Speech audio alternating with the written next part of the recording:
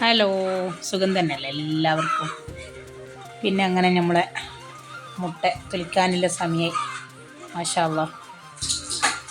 അങ്ങനെ 21-ാമത്തെ ദിവസം, 21അല്ല, 19, 20, 21, 19ാമത്തെ ദിവസം വലിയ പാത്രത്തിൽ വെള്ളം വെച്ചു.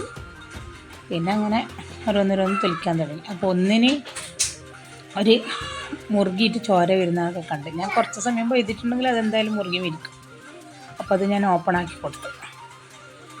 നമുക്ക് സിസേറിയൻ പോലെയായി.